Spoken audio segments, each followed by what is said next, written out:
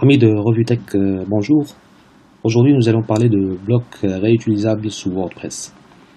Donc, si vous avez des sections que vous dupliquez dans tous vos articles, par exemple pour inviter vos lecteurs à s'abonner à votre newsletter ou à vous suivre sur Twitter ou Facebook, donc si pour cela vous faites un copier-coller de vos anciens articles pour y parvenir, ou encore vous gardez ces bouts de code réutilisables dans votre ordinateur de travail et vous les récupérez quand vous en avez besoin pour les insérer dans vos articles, eh bien le nouveau éditeur de WordPress propose une fonctionnalité intéressante qui va vous simplifier la vie. En effet, l'idée est de créer des blocs réutilisables sur le nouveau éditeur de WordPress. Une fois créés, ils seront à portée de main dans cet éditeur et vous pourrez les insérer directement dans tout nouveau article. Dans cette vidéo, nous allons voir comment y parvenir étape par étape. On va créer un bloc réutilisable et après on va l'utiliser dans notre article. Donc commençons. Donc tout d'abord, pour créer un bloc réutilisable, on doit le créer une première fois. Donc pour ce tutoriel, nous allons créer une section permettant d'inviter nos lecteurs à interagir avec l'article et nous suivre sur Twitter et Facebook. Le but de ce bloc est de le placer par exemple à la fin de nos articles. Donc pour cela, nous allons créer un bloc de type paragraphe.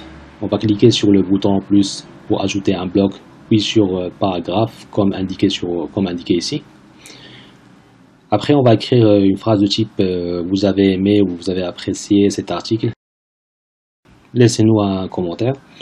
Ensuite, nous allons paramétrer la couleur, en choisir une couleur de fond et pour une couleur de texte pour notre bloc.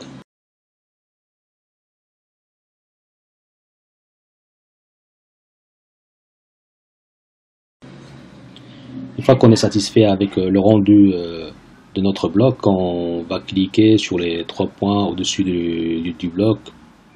On va en fait cliquer sur ajouter au bloc réutilisable. Donc on aura une pop-up où on va saisir le nom qu'on souhaite donner au bloc. Par exemple ici on va l'appeler article appel à action 2 parce que j'en ai déjà un bloc qui s'appelle article appel à action.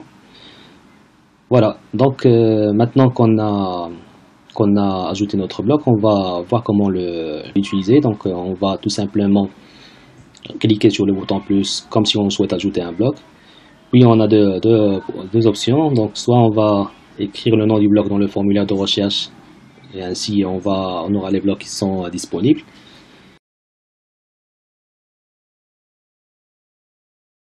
Soit on va défiler la fenêtre pour atteindre la section réutilisable tout en bas et l'ouvrir. Et on va cliquer sur le nom de bloc qui nous intéresse et qui va s'insérer tout simplement dans notre article.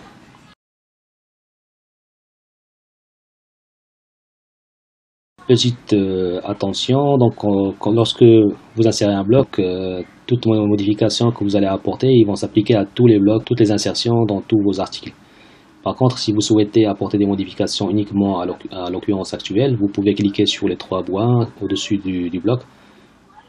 Oui, sur convertir en bloc Gutenberg normal, comme indiqué ici. Ainsi, en fait, le bloc devient un simple bloc et vous pouvez le modifier directement et ça va s'appliquer uniquement à l'article en cours d'édition.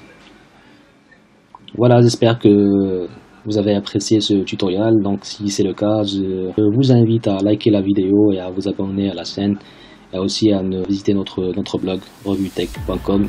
À très bientôt dans un autre tutoriel.